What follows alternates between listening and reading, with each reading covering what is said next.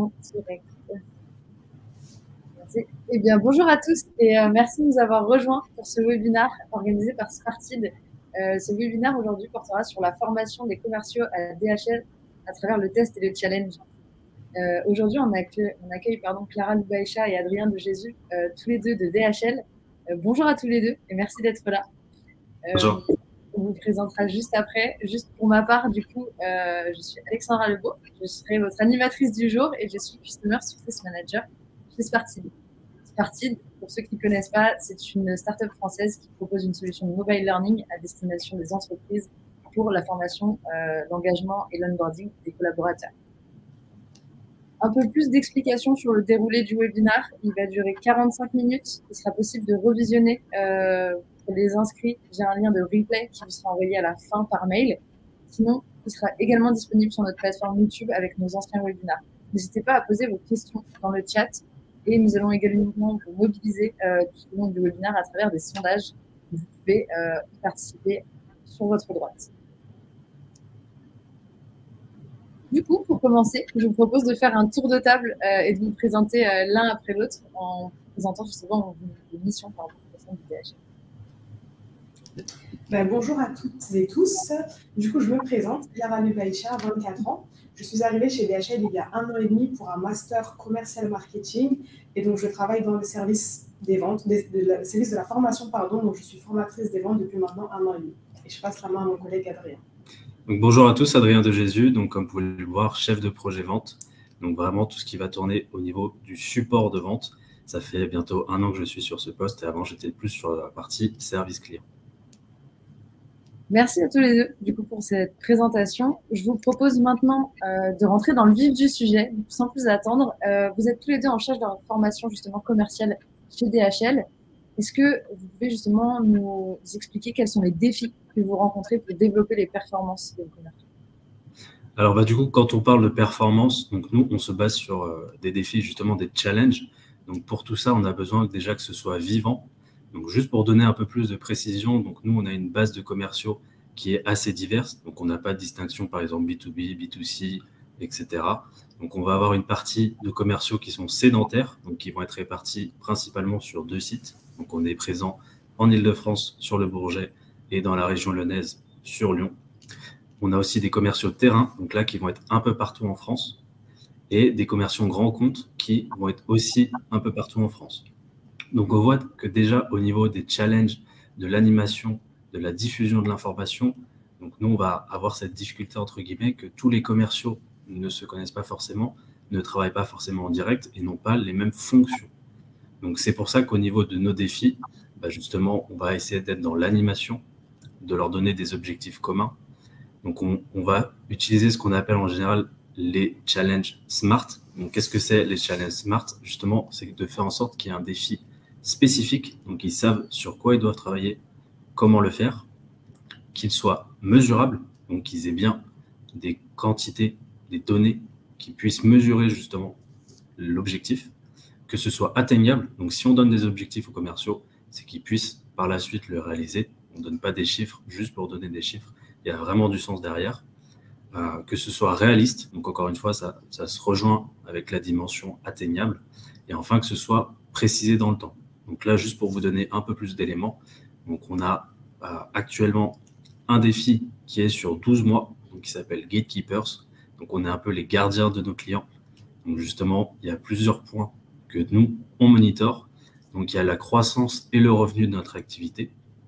Et après, il va y avoir aussi toute la partie des nouveaux clients qu'on va gagner, la croissance sur nos produits et le plus important, la rétention de nos clients.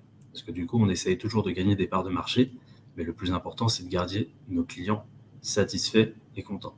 Et justement, Smartid va nous aider à garder ces défis de façon vivante, que nous, on puisse créer de l'animation et que les commerciaux sachent toujours ce qu'ils ont à faire et où ils en sont. Donc, du côté de la formation, le plus gros challenge qu'on a subi, c'était suite à la pandémie. On s'est rendu compte qu'on était dans un monde en évolution constante. Et qui dit un monde en évolution, donc changement. Et donc, on a remarqué que les manières de vendre et donc le processus de vente, lui, a été modifié. Et donc, le défi, ça a été de trouver une formation pour apprendre à nos commerciaux cette nouvelle manière de vendre et du coup de développer des nouvelles compétences et acquérir de nouvelles compétences dans ce nouveau processus de vente. Donc, on a eu la refonte d'un programme de formation qui se nomme SLNB. Donc, qu'est-ce que ça veut dire SLNB? C'est Sell Like Never Before. Et le but, c'est de mettre le point de vue de l'acheteur au cœur du processus de vente. Donc, je ne vais pas vous en dire plus, on va en parler plus de manière approfondie dans la suite du webinaire. Juste pour vous donner un peu de contexte, donc là, vous voyez normalement une vidéo en fond. Donc après, il y a des sous-titres qui sont incrustés en anglais. C'est juste pour vous donner un peu plus d'éléments justement sur les challenges et les défis qu'on a, comme un peu toutes les entreprises avec cette période post-Covid. Donc, il y a eu toute cette période d'incertitude et justement le fait de mettre des challenges sur des équipes, notamment sur nos commerciaux, ça fait en sorte qu'ils sachent dans quelle direction il faut avancer, qu'ils aient des objectifs communs et que nous, on puisse leur donner des éléments justement sur cette situation qui était assez incertaine.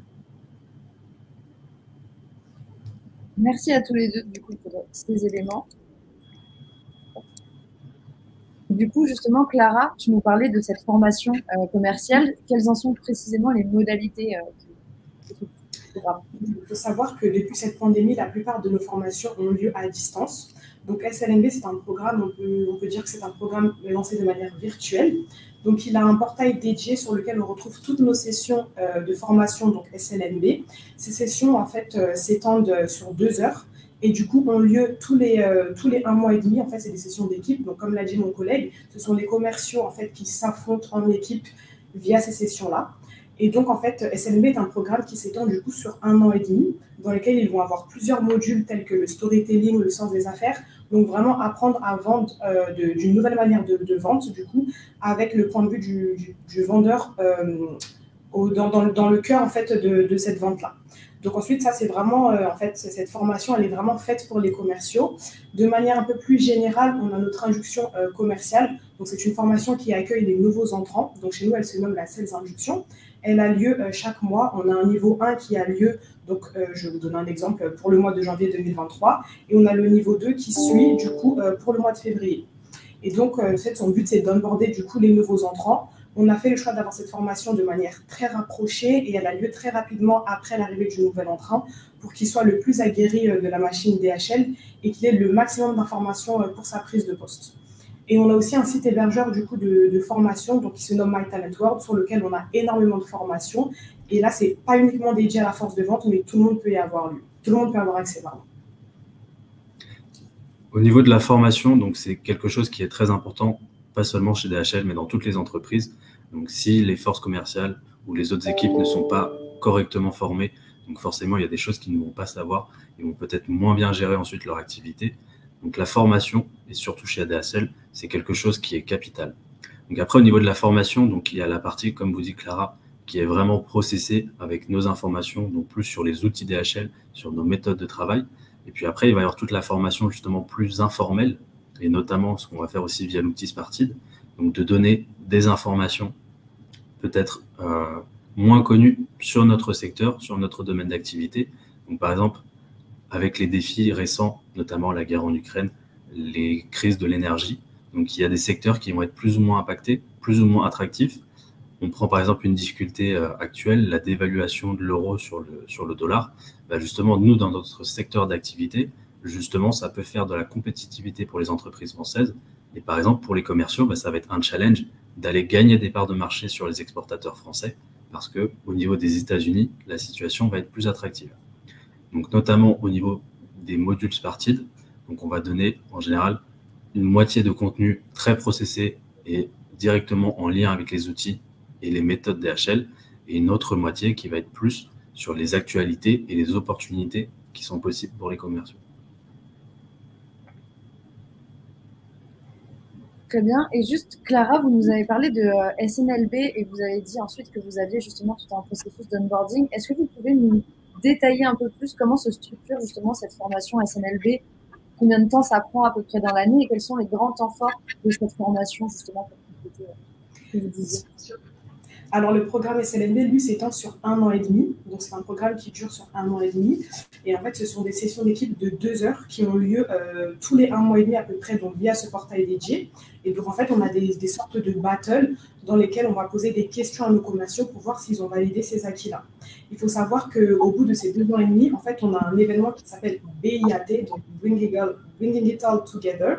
C'est en fait l'événement de clap de fin de SLNB dans lequel on aura des battles entre équipes. Donc là, on mélange toute la force de vente. Donc, on a des commerciaux de Lyon, de Paris, de Nantes, en fait, qui s'affrontent lors de ces événements-là. Et à la fin, en fait, on nous remet leur certificat. Donc, SLNB est très important chez DHL parce que c'est vraiment cette nouvelle approche de vente. Et donc, on a misé énormément sur ce programme. Et c'est pourquoi, lors de nos campagnes sportives, la plupart de nos jeux, en fait, ont pour thème SLNB parce qu'on veut vraiment voir ce qui a été acquis et ce qu'on doit retravailler chez nos commerciaux, voir les compétences qui ont été comprises et non comprises, en fait.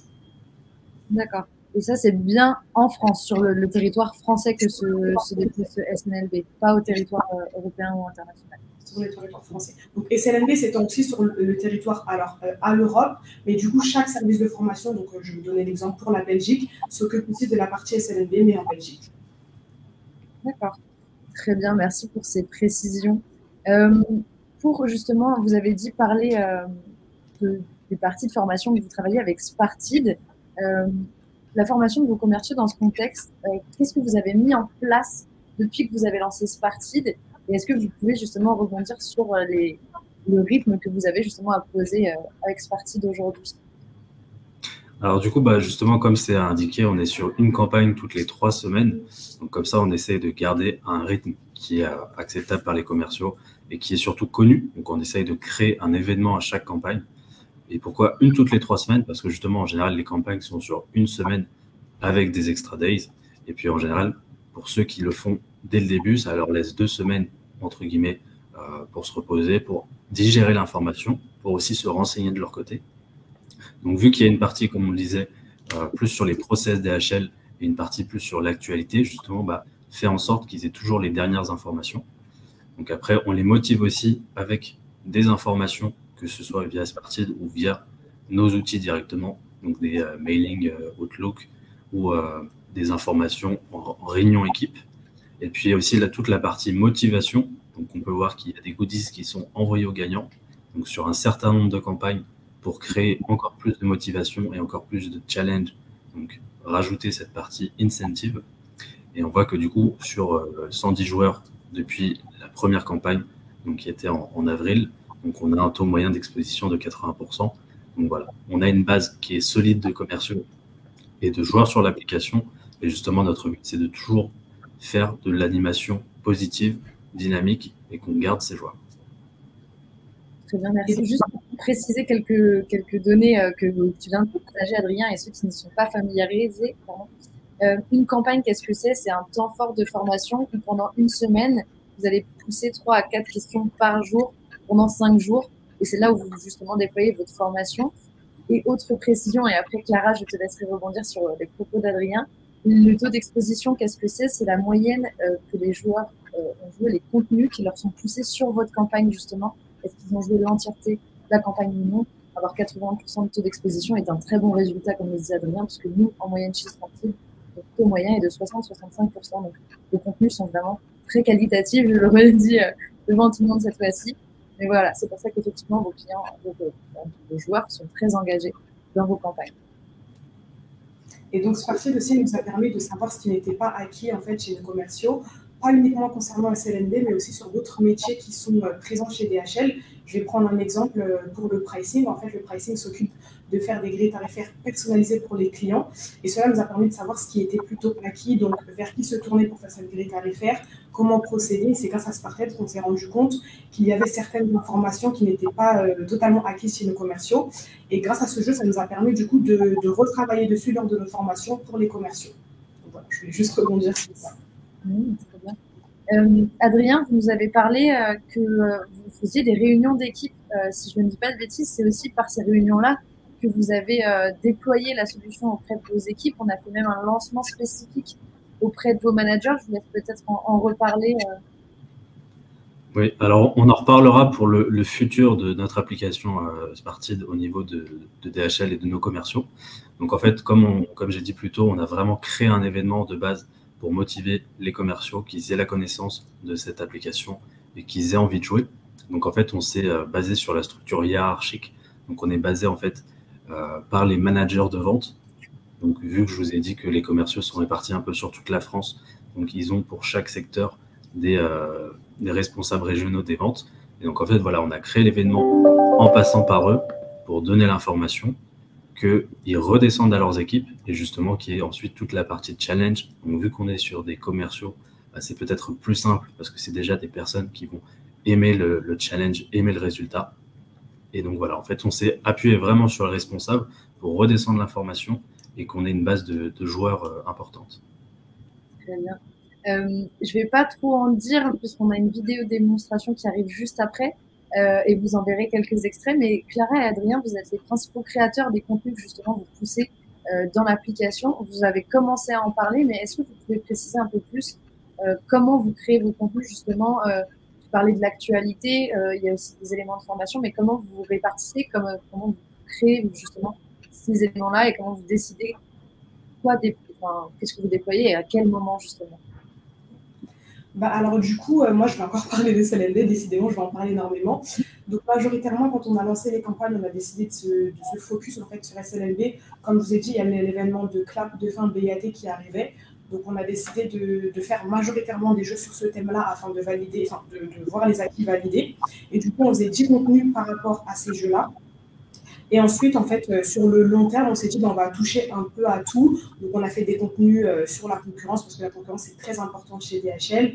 Aussi sur d'autres métiers, comme j'ai dit, sur le pricing. On a aussi travaillé sur les outils qui sont disponibles chez DHL. Donc, en fait, on s'est dit, ça va leur permettre de retravailler ce qu'ils ont pu voir au cours de leur temps chez DHL.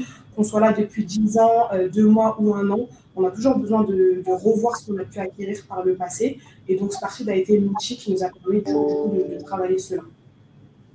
Du coup, j'emboîte le pas directement. Donc, pour ma partie, comme j'ai dit, c'est plus des contenus sur l'actualité, mais l'actualité dans le sens assez large, parce que ça va être toutes les opportunités à la fois commerciales et sur nos secteurs d'activité.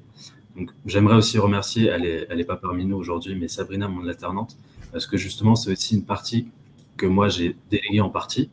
Parce qu'en fait, justement, se reposer sur les alternants, c'est peut-être avoir la possibilité qu'ils apportent un regard nouveau, parce que justement, ils ne consomment pas l'information de la même manière que moi, peut-être. Ils ont des façons peut-être plus simples ou plus fun de diffuser l'information, et justement se rapprocher de personnes, de créateurs de contenu qui vont être plus proches de ceux qui jouent les contenus, ça va être peut-être plus important et plus fun. Donc après, il y a le contenu, entre guillemets, qui est assez processé DHL, on a moins de marge de manœuvre, et justement toute la partie où on peut aller chiner de l'information, donner des éléments et que ça colle vraiment au travail et aux conditions des commerciaux. Et je vais rejoindre ce qu'Adrien a dit, parce que mon manager n'est pas là aujourd'hui, mais Nicolas Barjac, pareil, en fait, a cette démarche de me laisser en autonomie le projet de Sparkid, parce qu'il préférait avoir un regard nouveau, comme je suis alternante aussi comme Sabrina. Il faut savoir que j'aime la création de contenu depuis toujours, que ce projet était parfait pour moi. Donc, il m'a laissé gérer la création de contenu des jeux, on va dire le design des jeux, aussi la mise en place des questions. Donc, je pense qu'il a rejoint Adrien sur ce système-là, en fait, d'avoir un regard nouveau par rapport au contenu. Et bien justement, je vous propose de voir ça en direct live avec une petite démonstration justement de votre application, avec quelques questions justement que vous avez créées et justement le rythme des campagnes que vous disiez pousser, que ce soit Sabrina, Adrien, Nicolas ou toi, Clara, effectivement, c'est grâce à ça que vous avez votre bon taux d'exposition. Donc, encore bravo pour ce travail-là. Est-ce qu'il y a des... Oui, Adrien? Non, j'allais dire, là, moi, c'est vraiment du contenu. Et là, c'est du contenu qui a vraiment été créé par Clara. Donc là, on ne voit pas exactement, mais c'est une question sur OMS. Et je vous avoue que même moi, je n'ai pas la réponse. Donc, est-ce que c'est grave ou pas? Et bien justement, on pourrait savoir si c'est grave, notamment avec les résultats, et peut-être faire un focus au niveau de la formation. Et donc, ces jeux-là, voilà, c'est sur ça qu'on s'est basé. Et ils ont permis aux commerciaux d'avoir un refresh concernant OMS, donc, qui est un outil qu'on utilise du coup pour les offres commerciales. On a aussi des questions sur le pricing, donc c'est les grilles tarifaires proposées aux clients de manière personnalisée. Et donc, comme vous le voyez, vous avez des jeux en fait qu'on a réellement proposés à nos commerciaux. Tout à fait. Et comme vous pouvez le voir, il y a plusieurs étapes dans le jeu. Donc, vous avez votre question et ensuite, vous avez la réponse qui vous est poussée. Parce qu'effectivement, avec Sparkid, on travaille sous le format de pédagogie inversée. d'abord, on pose la question et ensuite, on voit si c'est bien maîtrisé. Donc, en fait, ça permet d'apprendre et d'ancrer mieux la connaissance ainsi. Et grâce à ça, vous aussi, vous pouvez savoir si vos joueurs sont concentrés jusqu'au bout de la session de formation ou non. Et grâce au point, justement, ils sont dans ce fameux classement qui fait la compétition qui anime tant des commerciaux. En plus de ça, juste dernière précision justement sur ce qu'on est en train de voir à l'écran, on peut voir le classement, on peut jouer entre collègues via des battles et justement les battles sont aussi appréciés chez vous et on peut rejouer également dans le wiki ces formations-là justement grâce à vos beaux contenus qui permettent d'apprendre en continu et toute l'année une fois les campagnes passées sur les sujets qu'on vient d'évoquer. Pour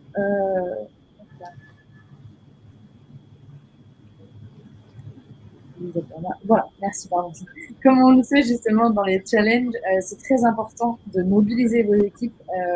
Vous, comment vous avez réussi justement ce challenge-là au sein de DHL? Alors, du coup, dans un deuxième temps, on va parler de la réorganisation pour l'année prochaine. Mais là, sur la partie vraiment mobilisation, il y a justement tout le fait de penser et de créer du contenu qui va être intéressant, qui va être assez synthétique, qui va leur donner les informations, qui va les challenger. Donc après, il y a aussi toute la partie de mettre des titres qui vont être aguicheurs, dans le bon sens du terme, qui va vraiment leur donner envie de jouer.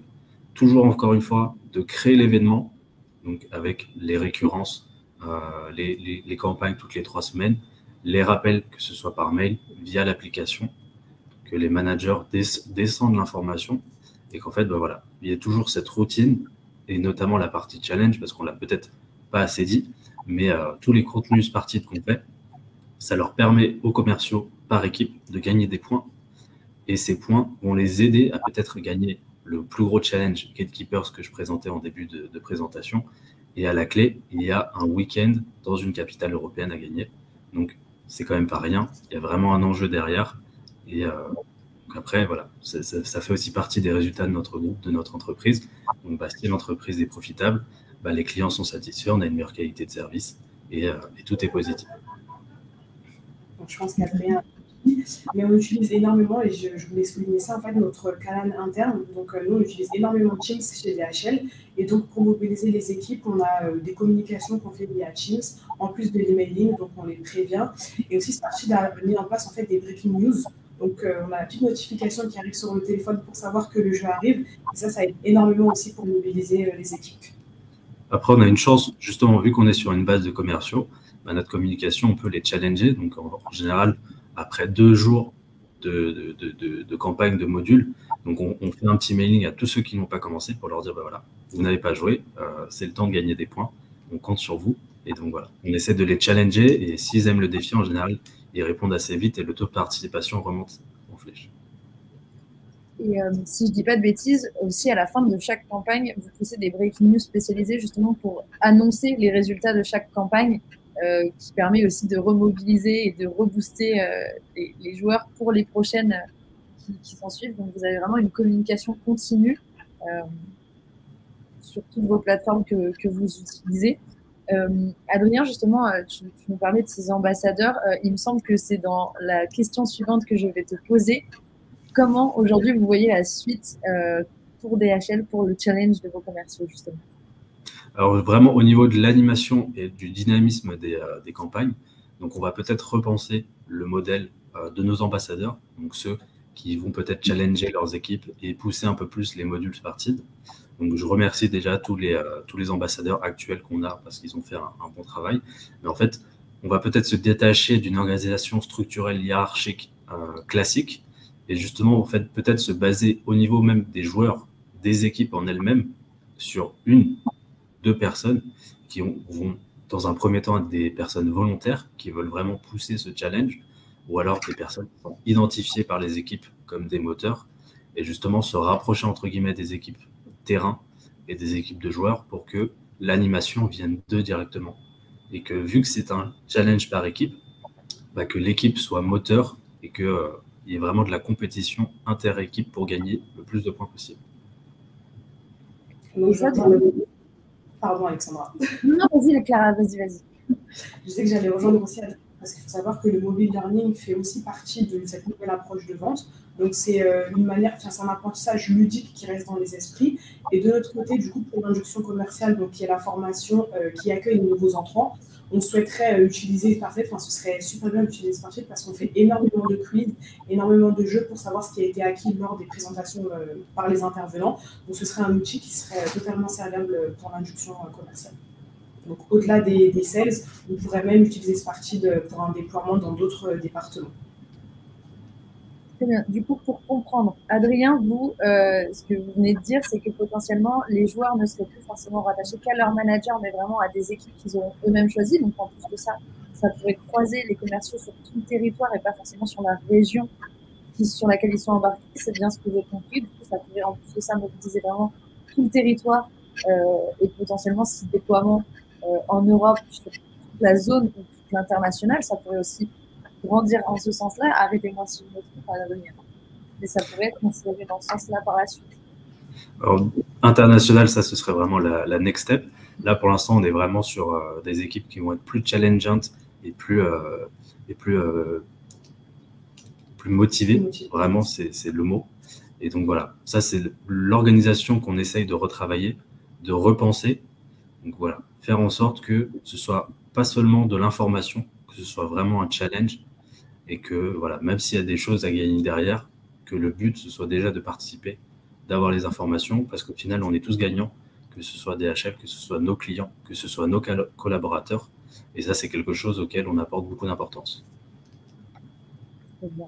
Et Clara, ce que vous me disiez, c'était que justement, là, aujourd'hui, c'est très fixé sur vos forces commerciales, mais pour autant, le challenge qui prend bien pourrait être déployé à d'autres secteurs. Donc, est-ce que potentiellement, vous pourriez nous en dire un peu plus sur justement ce que vous nous disiez, l'onboarding, etc.